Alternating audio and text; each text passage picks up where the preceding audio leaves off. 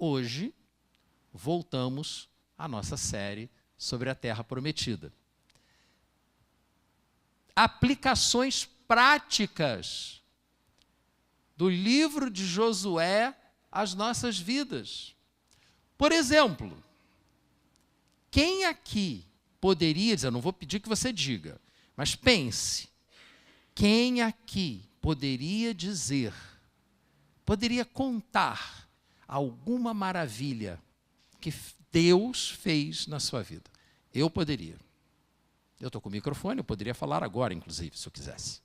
Mas eu vou poupar você. Pare e pensa um pouco. Deus já fez alguma maravilha na sua vida? Deus já fez alguma coisa na sua vida que não tinha explicação? Que você julgou que fosse impossível? Pois é. Até aqui, nessa nossa série, vimos que Deus realizou 2 grandes maravilhas junto ao seu povo nesse processo de conquista da Terra Prometida. O que isso tem a ver com a gente? Porque cremos que a Terra Prometida, na relação dela conosco, não tem a ver com o paraíso, porque no paraíso não vai ter gigante para brigar com a gente. Tem a ver com a nossa realidade atual, cotidiana. Nós, que nascemos de novo, da água e do Espírito, nós fomos levados espiritualmente a uma terra prometida. Mas ali passaremos por aflições e teremos lutas. Mas nós veremos aqui que nessas lutas nós não estaremos sozinhos. Temos visto vitórias, temos visto derrotas e recuperações, temos visto a precipitação na hora de decidir, tudo aquilo que aconteceu com aqueles homens e que se aplicam a nós, na nossa vida. A Bíblia não é só um livro de histórias para a gente saber o que aconteceu lá no passado. É para aplicarmos à nossa vida princípios e valores.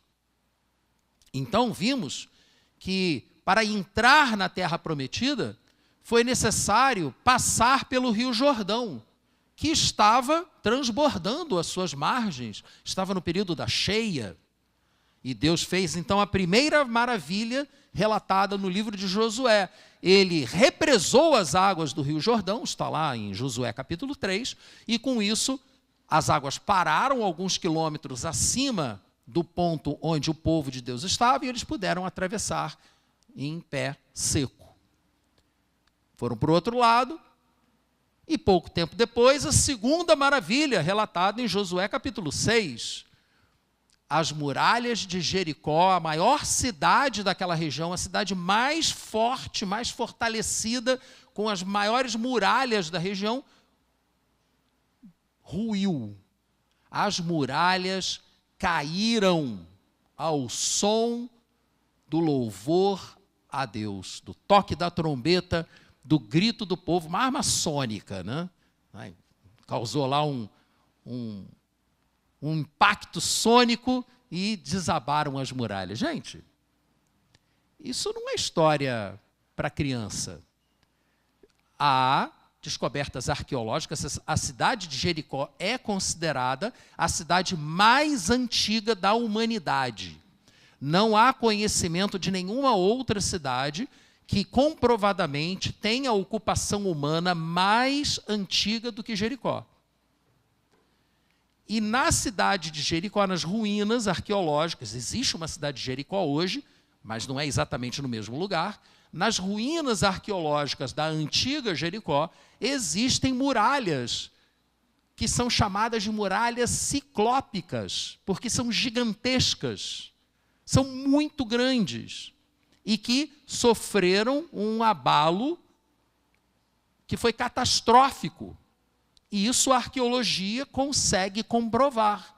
E na datação por carbono 14 daquelas ruínas, chega-se a uma data provável, que carbono 14 não é exato, uma data provável muito próxima da data que a Bíblia diz que houve a invasão da Terra Prometida pelo povo de Deus. Isso prova alguma coisa? Provar não prova, mas são evidências, são muitas evidências, são indícios muito fortes de que a Bíblia está apenas relatando o que aconteceu.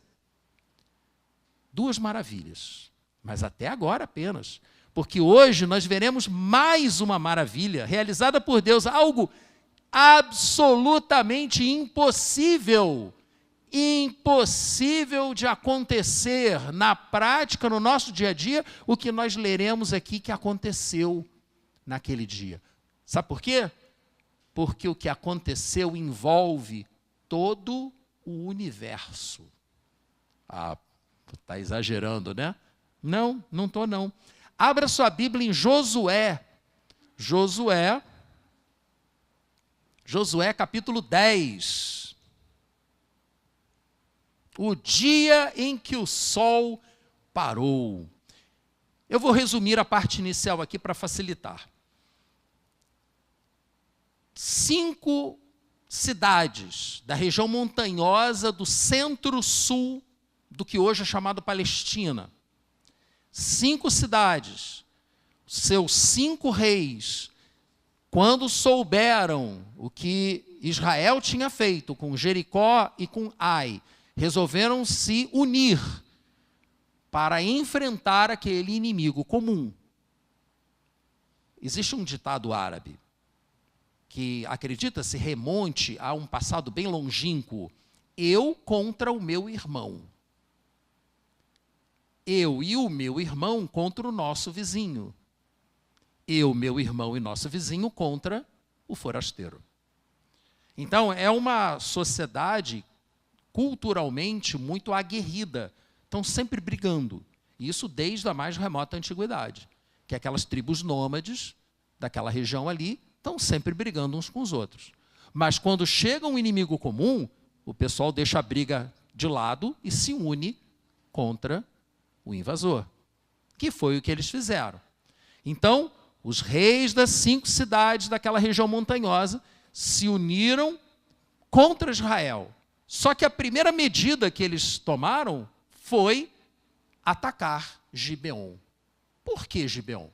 Porque nós vimos, na última mensagem dessa série, que os gibeonitas foram muito inteligentes, se fizeram passar por pessoas que estavam vindo de muito longe e aí conseguiram uma aliança com Israel. Israel fez uma aliança com eles, contrariando a palavra de Deus, 2 vezes. A primeira, porque Deus tinha dito que não era para fazer aliança com o povo daquela terra, e a segunda, porque Deus disse que eles tinham que consultar o Senhor antes de tomar decisões importantes. E eles não consultaram. Porque não consultaram, se deixaram enganar, fizeram a aliança, se precipitaram na sua decisão, mas Deus permitiu que assim acontecesse. E agora nós vamos ver como Deus transformou o mal em bem. Uma vez que Gibeon estava cercada, eles enviaram, os gibeonitas enviaram mensagem para os israelitas: venham nos socorrer, porque estamos sendo atacados, porque entramos em acordo com vocês. Agora é a responsabilidade de vocês nos ajudar. E por que Gibeon foi atacada? Porque a palavra de Deus diz, talvez você esteja lendo aí, que Gibeon era maior do que Ai, a última cidade destruída pelos israelitas, e todos os seus homens eram bons guerreiros. Então, a união daqueles 5 reis percebeu que se aquele grupo se unisse aos israelitas, ia piorar ainda mais a situação deles. Então, melhor destruir uma parcela do inimigo quando ele ainda está separado, do que esperar que ele se una, que ele se reúna. O Napoleão mesmo era mestre nisso, em fazer com que seus inimigos se separassem para atacar cada pequeno grupo isoladamente. E então começa o terceiro grande milagre da conquista da terra prometida. Versículo 8.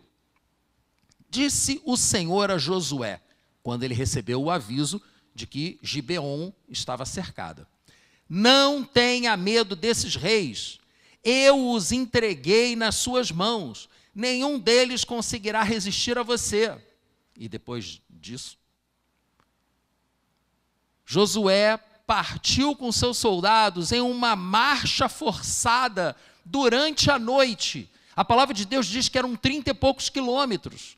E eles fizeram aqueles 30 e poucos quilômetros durante a noite, serra acima. Durante a noite, gente. A gente, fazendo uma pesquisa sobre deslocamento de exércitos, 30 e poucos quilômetros, era uma marcha de mais de 12 horas, em plano. Mas o exército de Israel foi serra acima por 32 quilômetros durante a noite, de tal maneira que quando eles chegaram lá, pegaram as tropas da união daqueles 5 reis de surpresa. Eles não esperavam isso. Eles não esperavam que, ao amanhecer, aqueles que estavam cercando se viram cercados, porque os israelitas estavam em maior número. Versículo 10. O Senhor os lançou em confusão diante de Israel, que lhes impôs grande derrota em Gibeon. Os israelitas os perseguiram na subida para Bet-Heron e os mataram por todo o caminho, até Azeca e Maquedá.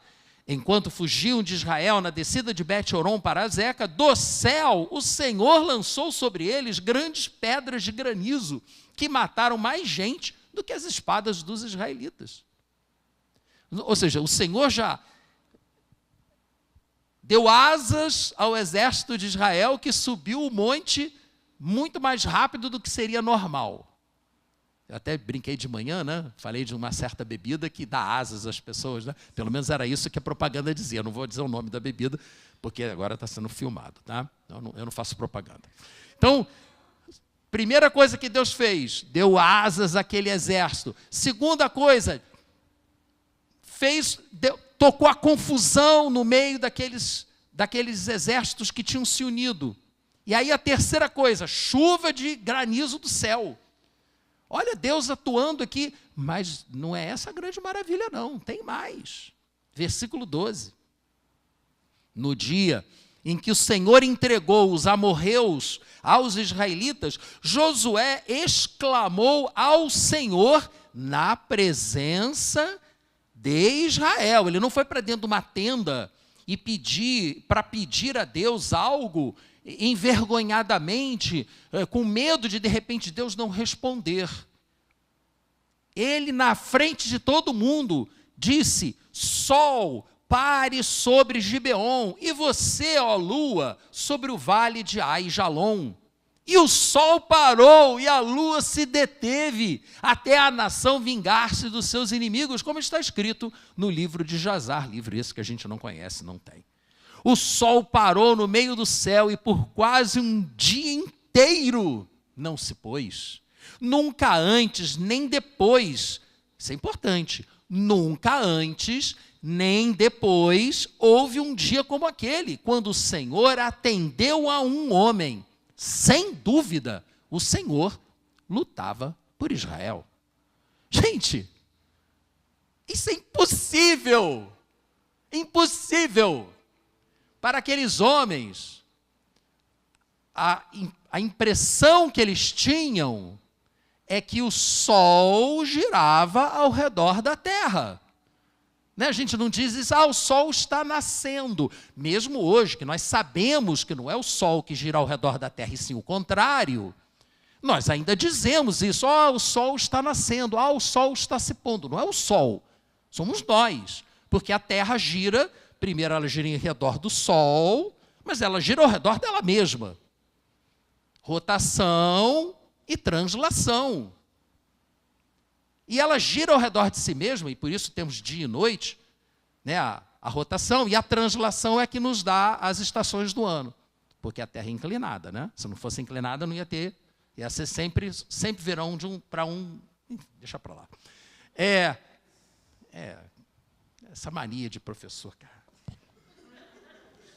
Ai, meu Deus, um dia eu vou conseguir virar só pastor, mas por enquanto não deu. Gente, tem dia e tem noite, porque ela gira ao redor de si mesma. Senão não teria dia e noite.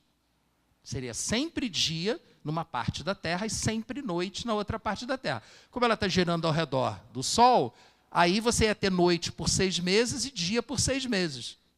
Mais ou menos como é no polo. Nos polos, você tem praticamente 6 meses de noite e 6 meses de dia. Vocês sabiam disso, que nos polos é assim? Né? A estação polar da Marinha, que fica lá na Antártida, é isso. São meses de escuridão e meses só no sol. Você não dorme. Então, porque dorme, né? Mas dorme mal. A Terra inteira seria assim, se ela não rodasse ao redor de si mesma. Mas a impressão que aqueles homens tinham é que o Sol tinha parado.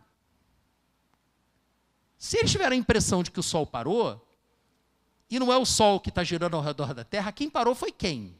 Foi a Terra. Mas, gente, quem é que já andou de ônibus ou de metrô aí e enfrentou aquela parada brusca repentina? Quem? Além de mim aqui. Já foi parar lá na frente? Quando a gente está se segurando, é tranquilo, maravilha. Toma aquela pancada, sente na coluna, mas... ok. Mas e quando você está em pé, de bobeira? Está lá no celular, de bobeira, você vai. O nome disso é inércia. Inércia é a tendência dos corpos manterem o seu movimento no espaço. Mesmo que o motorista do ônibus taque o pé no freio, você continua se movimentando na mesma velocidade que o ônibus estava. Portanto, se a Terra parasse de girar, se o motorista da Terra metesse o pé no freio e a Terra parasse de girar, tudo que está sobre a Terra iria continuar a 900 km por hora. Ou seja, tudo que houvesse na superfície da Terra ia ser completamente arrasado. Não ia ficar pedra sobre pedra. Talvez até algumas árvores não suportassem e fossem voar. Sem contar o vento, né? Quando o carro passa por você, ele não faz um movimento, não gera um vento. Aquilo não é vento, é que é um movimento do carro passando. A Terra está girando e, com isso, ela faz com que as massas de ar ao redor dela também girem. Se a Terra para, o ar que está em volta da Terra continua girando. É um vento de 900 km por hora. Pô, se 100 e poucos quilômetros por hora arrasou São Paulo, 200 km por hora fez terra arrasada lá na Flórida, imagina 900 km por hora de vento. Impossível. Absolutamente impossível que isso tenha acontecido. A não ser que todo o universo tenha parado. Aí você jogou duro demais. Todo o universo parou. Pô, a Terra parar já é ruim de engolir. O universo inteiro parar, porque o Sol mantém a mesma posição em relação à Terra, ela parou de rodar. Mas ela parou de rodar, tudo parou. Acabou a força da inércia. Como isso é possível? Não é possível. Humanamente, naturalmente falando, não é possível mesmo, não. Hoje de manhã até alguém chegou para mim, depois da celebração, e falou assim, não, mas de repente só diminuiu a velocidade. Pode ser. Para mim é tão impossível quanto. Só diminuiu a velocidade. Fácil, né? Dá uma diminuída na velocidade. Gente, isso é impossível, gente. Já pararam para pensar nisso? Impossível. Porque o Sol também está se movendo. Não é só a Terra que se move em torno do Sol, não. O Sol está se movendo e a nossa galáxia também está. Só que eles se movem de forma helicoidal. É sensacional, cara. Você vê as maquetes dos astros se movendo, é muito interessante. Muito, demais. Tudo isso para nos mostrar que estamos diante de duas escolhas. Ou você fica na impossibilidade física, geológica, astronômica disso ter acontecido, ou você se lembra que o seu Deus é o Criador dos céus e da terra. Ele criou o universo, assim como Ele criou você. Assim como Ele criou Lázaro. Lázaro, que já estava morto há 4 dias, quando Jesus chegou e disse para remover a pedra que lacrava o seu túmulo. E a irmã de Lázaro, sempre muito racional, virou para Jesus e disse assim, mas mestre, ele já está fedendo. Sim, Lázaro, que já estava em decomposição, saiu andando do túmulo. Qual desses dois milagres você acha que é mais difícil para Deus? Fazer um homem que já estava morto há 4 dias sair do túmulo? Ou fazer o universo parar? Todo. Para Deus não há impossíveis. Para Deus, meus irmãos, não há impossíveis, porque, João, coloca para a gente ali, o nosso Deus é o Deus dos impossíveis. Não há nada impossível para Deus. Se a sua compreensão de Deus o vê, o percebe, o compreende à distância, indiferente à sua realidade, à sua existência, ou impotente, incapaz de fazer alguma coisa por você, então, meu irmão, realmente, o Deus em que você crê não é capaz de parar o universo, não é capaz de tirar um morto de 4 dias de dentro do túmulo. Não é mesmo.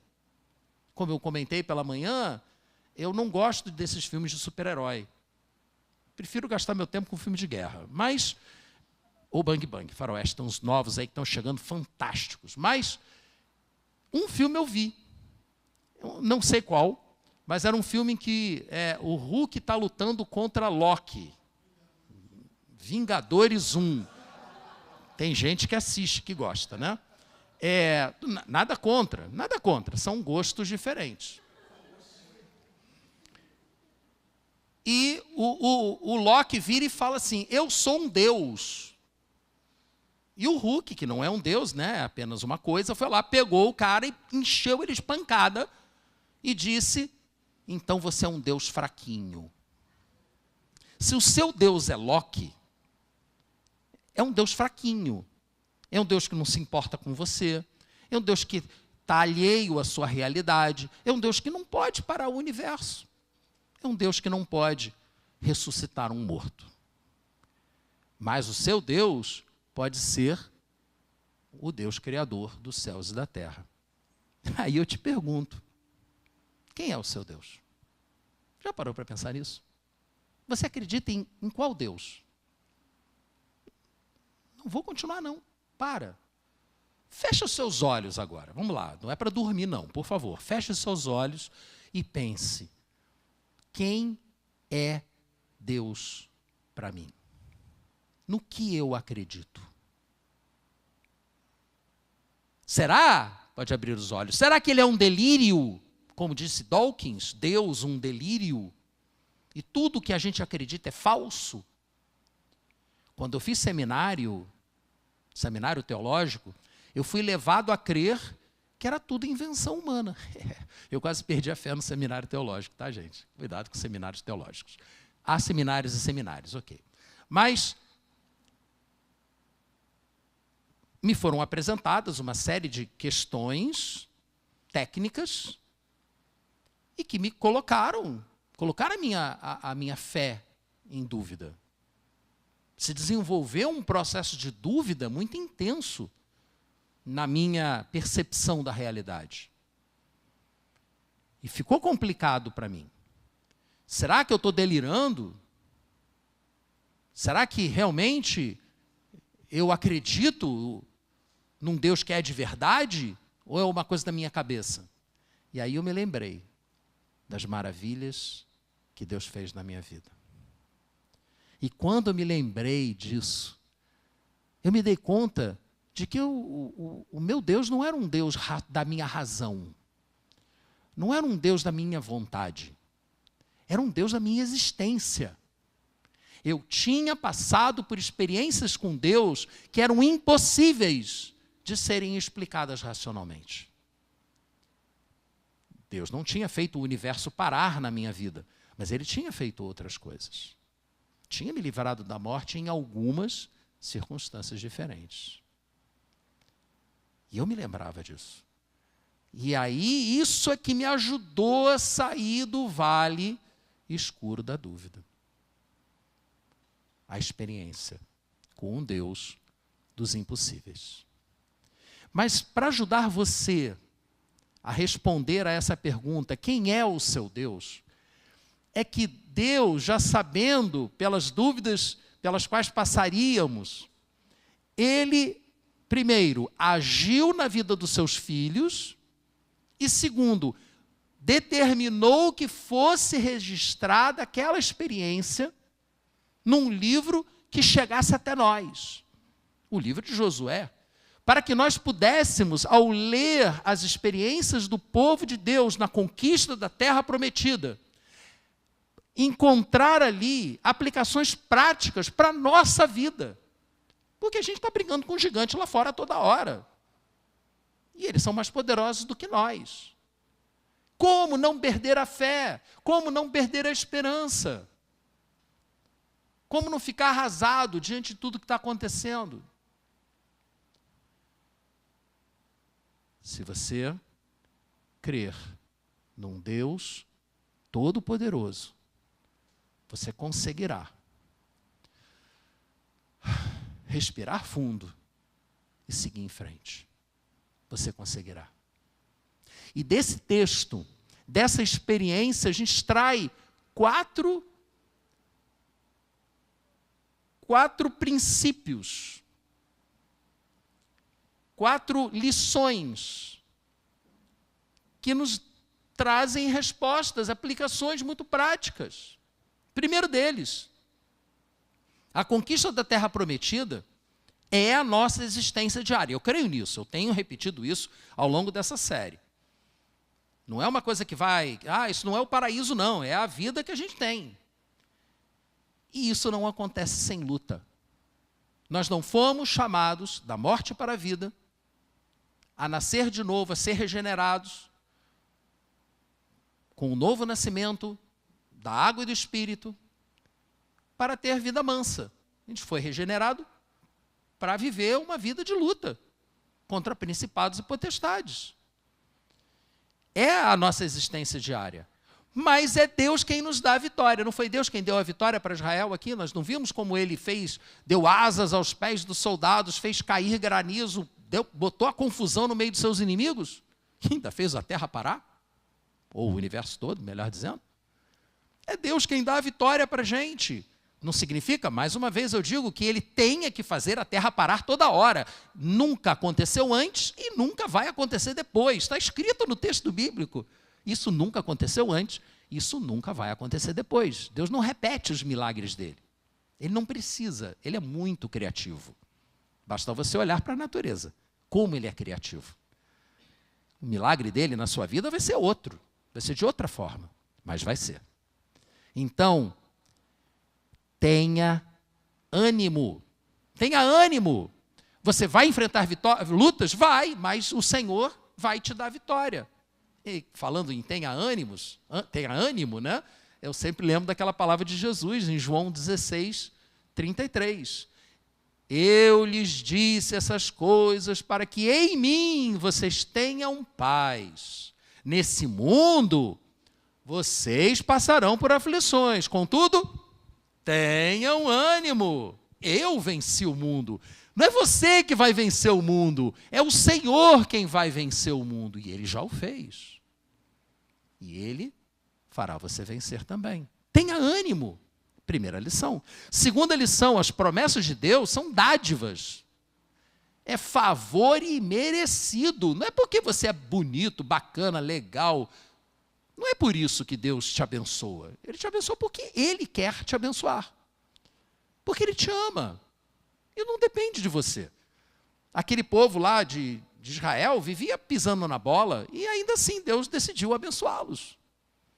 Então, não é uma questão de você ser perfeito, ser certo, ser errado. Não é isso. É graça. Graça. Deus agiu com graça com o seu povo naquele momento e Deus agirá com graça na sua vida. Portanto, seja agradecido. Se Deus está sendo gracioso, seja agradecido por tudo o que Ele estiver fazendo. Salmo 118, 24 diz: este é o dia em que o Senhor agiu. Portanto, alegremo-nos e exultemos nesse dia. Alegre-se quando o Senhor agir, exulte, louve ao Senhor, seja agradecido. Terceira lição é que o nosso Deus é poderoso. Faz chover pedra do céu, faz a terra parar, faz morto sair do túmulo. Ele é poderoso, não há nada que ele não possa fazer. Nada é impossível a Deus. Ele é o Deus dos impossíveis. Portanto, tenha fé. O autor da carta aos Hebreus, capítulo 11, versículo 6, diz que sem fé é impossível agradar a Deus. Pois quem dele se aproxima, em primeiro lugar, precisa acreditar que ele existe, né? Eu vou me aproximar de alguém que eu não acredito que exista. E em segundo lugar, não apenas que ele existe, mas que ele se importa comigo. Diz o texto, e que recompensa aqueles que o buscam. Se você busca o Senhor, creia que Ele quer te recompensar por buscá-lo. Tenha fé que Ele vai atender aos seus pedidos, chegar junto da sua necessidade. E a quarta lição que tiramos desse texto é que Deus está no controle. Mesmo quando você pisar na bola, se precipitar e fizer uma aliança com o povo, contrariando a vontade de Deus, estou aqui colocando o que vimos no nosso encontro passado. Mesmo quando você pisar na bola, o Senhor vai converter a lambança que você fez em alguma coisa positiva. Ele vai utilizar as circunstâncias da sua vida segundo a boa, perfeita e agradável vontade dele. Portanto, Deus quer que você tenha esperança. Tenha esperança, mantenha a esperança mesmo quando você botou tudo a perder. Não perca a esperança. Romanos 8, 28, que eu citei lá no final da mensagem passada, justamente nesse contexto de que Deus converte o mal em bem, diz que sabemos que Deus age em todas as coisas para o bem daqueles que o amam. Quem é que ama Deus aqui? Faz um sinalzinho para mim aí. Se você ama Deus, pode baixar a mão. Se você ama Deus, então o Senhor converterá o mal em bem. Ele agirá em todas as coisas para o seu bem. Basta você crer. A versão antiga desse mesmo texto, aquela que o pessoal mais antigo decorou, diz assim: sabemos que todas as coisas cooperam para o bem daqueles que amam o Senhor. Foi para que você tivesse ânimo, gratidão, fé e esperança que Deus realizou essas maravilhas que foram registradas e trazidas até nós no livro de Josué. Ele determinou que acontecesse, que o registro acontecesse e que você tivesse acesso a esse registro. Ânimo, gratidão, fé e esperança. Irmãos, vivemos tempos difíceis. Eu acabei de comentar que alguns, já tem um bom tempo isso, já tem quase, caraca, tem 18 anos isso. Há quase 20 anos, fazendo um seminário, a minha fé foi balançada. Mas o Senhor me ajudou a superar as minhas dúvidas. Esses últimos dias têm sido muito difíceis para mim. Porque eu fico como uma esponja absorvendo o que está acontecendo ao meu redor, e isso estava pesando muito. Quinta-feira estive com alguns amigos e as pessoas falam: Léo, o que está acontecendo contigo, cara? Você está meio para baixo. Não, está tudo bem, tudo bem. Tudo bem nada. Estava nada bem. Estava mal. Estava mal. Vendo as coisas acontecendo, eu falei: Senhor, até quando? Senhor, até quando? Até quando, Senhor? E aí ontem, já estava marcado, é que eu já tinha desmarcado tantas vezes que não dava para desmarcar de novo. Eu não queria ter aquela conversa. Eu fui me encontrar com um amigo meu, é cristão, mas de outra denominação, E ele é doutor em filosofia. E aí a conversa viajou, né? Se eu viajo aqui no púlpito, imagina sentado lá numa cafeteria. A conversa viajou e o cara arrasado, estava como eu. Eram dois arrasados ali, e falando com o outro, não tem jeito, que não sei o que lá. E de repente, no meio do caminho, eu pensei assim, meu Deus, esse cara não pode sair daqui pior do que chegou. Que vergonha. Aí eu pensei assim, Senhor, me ajuda. E me veio uma frase na cabeça que eu falei para ele, cara, diante disso tudo, eu vou te dizer um negócio. Graças a Deus, porque eu sou pastor. Porque eu sou obrigado a pedir ajuda a Deus para superar isso tudo que está acontecendo e buscar em Deus ânimo. Buscar em Deus esperança. Buscar em Deus fé. E aí, gente, coisa muito doida, a conversa mudou de rumo. E aí a gente começou a viajar de novo, mas aí uma viagem diferente. Que aí eu comecei a mostrar na história todas as vezes que Deus permitiu que a lambança se instalasse na humanidade. Estou falando, a viagem foi grande. Naquele período e tal, não, porque no ano 1500, não, porque não sei o que lá, porque a Segunda Guerra, a Primeira Guerra e tal. Olha, foi uma coisa de doido. A gente ficou umas 6 horas conversando. E aí, no final, eu já estava em Apocalipse. Meu irmão, se não tiver mais solução, é porque Jesus está voltando. E eu saí bem. Eu não sei se ele saiu bem não, mas eu saí bem. Eu acho que ele saiu melhor do que quando chegou. Eu acho, sinceramente. Quando você começar a se questionar, será que Deus me ama? Será que Deus se importa comigo? Será que Ele é capaz de me ajudar? Será que Ele existe? Será que Ele não é um delírio? Quando você começar a duvidar, não permita que o diabo coloque culpa. Tá vendo? Crente de porcaria, qualquer coisinha perde a fé. Não deixe que somem culpa ao seu problema. Não vai ajudar em nada. A culpa não vai te ajudar em nada. Se você se sentir dúvida, eu quero propor um negócio para você. É uma oração muito simples, que tem me ajudado muito quando eu estou em dúvida. João, abra em Marcos, capítulo 9, está ali. Marcos, capítulo 9, versículo 14 ao 29. Quando isso aconteceu? Jesus tinha se separado dos seus discípulos, tinha pego os 3 mais próximos dele. Jesus tinha os seus mais próximos, tá? Jesus não tratava todo mundo igual. Então, esse negócio de igualdade plena não existe, nem no paraíso. Tá? Então, por favor, não acredite se pregarem igualdade, que não existe. Nunca vai existir.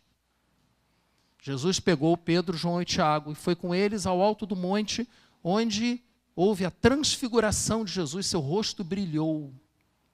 E pela segunda vez na Bíblia, a Trindade esteve reunida. A primeira foi no batismo de Jesus. Jesus estava ali presente, o Espírito Santo se fez presente por meio de uma figura de uma pomba e a voz de Deus foi ouvida. A mesma coisa aconteceu no Monte da Transfiguração, só que o Espírito Santo dessa vez desceu sobre o monte sob a forma de uma fumaça em que ninguém aguentava ficar de pé. Como quando o Espírito de Deus desceu sobre o templo ao ser consagrado por Salomão. E Deus então falou novamente: este é meu filho amado, em quem me comprazo, ouçam-no. Depois daquilo, Jesus retornou com aqueles 3 discípulos e, lemos aqui no texto, que quando chegaram onde estavam os outros discípulos, viram uma grande multidão ao redor deles e os mestres da lei discutindo com eles. Logo que todo o povo viu Jesus, ficou muito surpreso, correu para saudá-lo. Perguntou Jesus: o que vocês estão discutindo? Um homem no meio da multidão respondeu: Mestre, eu te trouxe o meu filho, que está com um espírito que o impede de falar. Onde quer que o apanhe, joga-o no chão. Ele espuma pela boca, arranja os dentes e fica rígido. Pedi aos teus discípulos que expulsassem o espírito, mas eles não conseguiram. Olha a frustração desse pai. Ele ouviu falar de milagres, ele ouviu falar de impossíveis acontecendo, ele levou o seu filho e os discípulos de Jesus não conseguiram libertá-lo. Talvez seja uma frustração parecida com a tua. Respondeu Jesus, versículo 19: Ó geração incrédula, até quando estarei com vocês? Até quando terei de suportá-los? Parênteses, o suportá-los aqui não significa suportar naquele esquema, meu Deus, já vem aquele irmãozinho chato, eu tenho que suportar esse irmãozinho chato. Não é isso não, tá? Suportar aqui é sustentar. Quando a Bíblia fala que a gente tem que suportar uns aos outros em amor, não é esse lance não de aguentar uma pessoa chata, não. É de você segurar a pessoa pelo braço e mantê-la de pé quando ela estiver arrasada, caindo. É nesse sentido aqui que Jesus está dizendo: até quando vou ter que suportar vocês? Até quando vou ter que apoiar vocês aqui, meus discípulos? Eu estou ensinando vocês a fazer e vocês não estão conseguindo. É nesse sentido: eu estou indo embora, daqui a pouco eu estou indo embora. Vocês vão ter que dar conta disso sozinhos. Quer dizer, sozinhos não, porque ele mandou o Espírito Santo. Mas tudo bem. Tragam-me o menino. Então eles o trouxeram. Quando o Espírito viu Jesus, imediatamente causou uma convulsão no menino, que caiu no chão e começou a rolar, espumando pela boca. Jesus perguntou ao pai do menino: há quanto tempo ele está assim? Desde a infância, respondeu ele. Muitas vezes o tem lançado no fogo e na água para matá-lo. Mas vejam, o Espírito não foi capaz de matar o garoto, porque não era da vontade de Deus que aquele garoto morresse.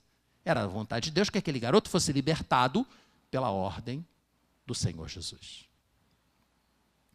E aí o pai fala uma coisa que qualquer um de nós falaria. Coloque-se no lugar desse pai. Ele disse: se podes fazer alguma coisa, tem compaixão de nós e ajuda-nos. Se podes, respondeu Jesus, tudo é possível ao que crê. Imediatamente, o pai do menino exclamou: João. Não foi isso que ele exclamou, é para o João passar. O pai do menino exclamou: creio, ajuda-me a vencer a minha incredulidade. Eu me identifico profundamente com essa oração. Que oração sincera. O pai do menino vira para Jesus e diz para ele: se podes fazer alguma coisa, tem compaixão de nós e ajuda-nos. Jesus diz para ele: tudo é possível ao que crê. E ele responde: eu creio, mas me ajuda na minha incredulidade. É paradoxal. Mas eu me identifico totalmente com esse paradoxo. Porque sim, eu creio num Deus, Criador dos céus e da terra, todo-poderoso, mas às vezes eu tenho dificuldade de acreditar que Ele está disposto a me ajudar. Será que só eu passo por isso? Acho que não, né? Então, quando você passar por isso também, faça a oração desse homem. Porque isso aqui é uma oração. É um pedido, não é um pedido? Oração é pedir alguma coisa a Deus e agradecer depois. O texto termina dizendo que Jesus, então, ordenou ao Espírito que saísse, ele saiu, e depois os seus discípulos perguntaram por que eles não tinham conseguido. Então Jesus disse que tinha alguns espíritos que eram mais difíceis, que exigiam muita oração e jejum. Está vendo como é importante a oração? Sem oração, nem discípulo de Jesus expulsa demônio, não. Tem que ter oração. Ore. Ore sozinho, ore conosco. De que forma você se identifica com o pai desse garoto? Não. Eu me identifico. E se você nesse momento é como eu, é como o pai desse garoto, que crê que Jesus é o Filho de Deus, que Jesus tem poder para fazer o que for necessário, mas que às vezes tem dificuldade de acreditar na ação dele, especificamente pelo seu problema, no momento que você está vivendo, eu quero orar com você. Porque eu quero que você receba do Senhor essas 4 lições, as consequências dessas 4 lições que o texto nos mostrou. Eu quero que você saia daqui com ânimo renovado. Que você saia daqui cheio de gratidão pelo que Ele já fez na sua vida. Que você saia daqui com a sua fé renovada e com a sua esperança ressuscitada. É isso que eu peço a Deus pela sua vida. Venho pedindo desde que preparei isso daqui. Mas eu quero pedir isso agora, especificamente. Mas antes de eu orar por você, eu queria que você orasse junto comigo a mesma oração desse pai. Repita comigo. Creio, ajuda-me a vencer a minha incredulidade.